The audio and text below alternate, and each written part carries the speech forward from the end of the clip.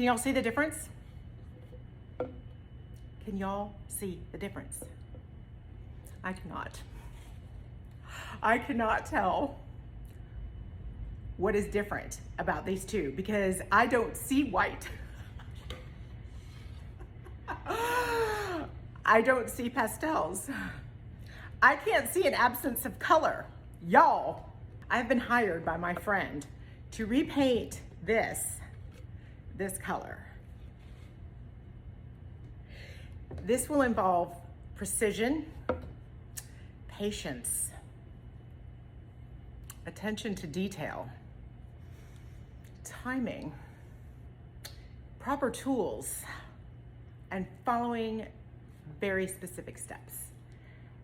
And Suze thought of me. Suze, I thought you're my friend.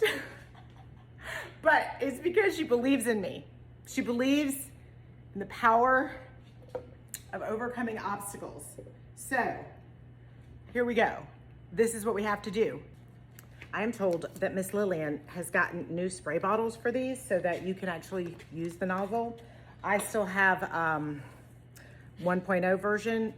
They don't work very well, but hopefully you get a better version. But good on you for ordering now and getting the good one. I'm just gonna pour this kind of into this natural sponge. I just like these because they're really, really absorbent. And I usually, if I just do that, I've got enough to do an entire project. And if I have some left over,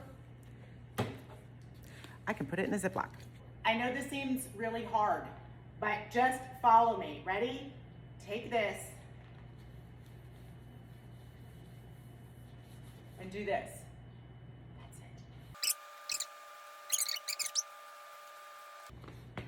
That's it.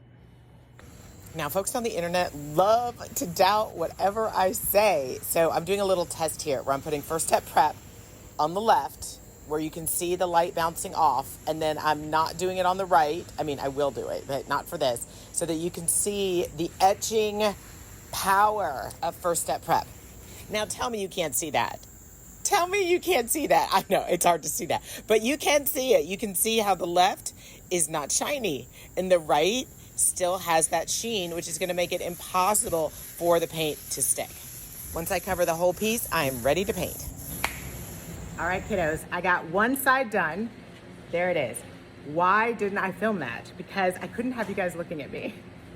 It was too nerve-wracking. And I want to tell you what I learned. That was scary. I don't think I've ever done anything more scary than try to paint a clean finish of white on white. First of all, I couldn't see the white.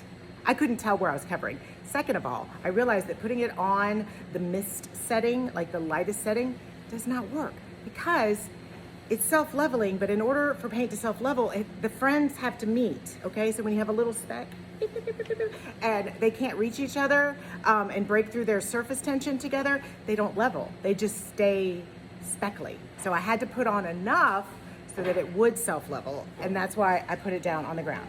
And I told my client, I'm not in a dust-free environment. I was basically sitting there with tweezers. And then I realized, you know what? Just let it dry. Let it dry and then sand out whatever fell in it. And I have to say, y'all, there was no purple hair.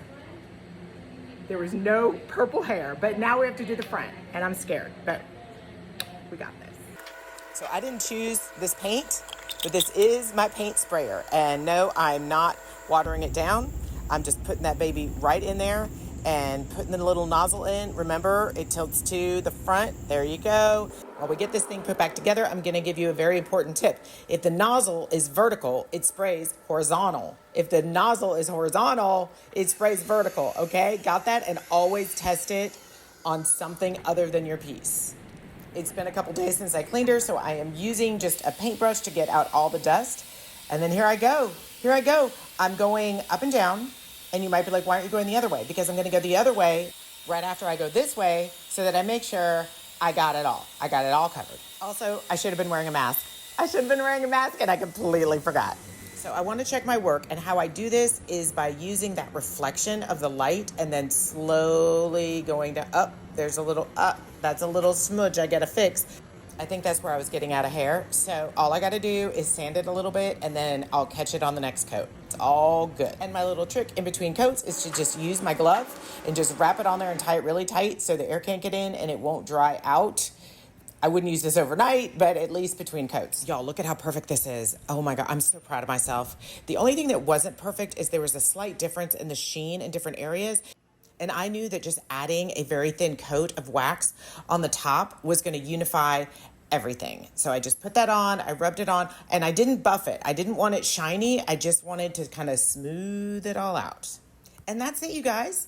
I did it. I finished it. I tried something new and I did something hard. And I don't really have a follow-up video for you on the ta-da because there's nothing that showed up on camera, okay? I painted something white.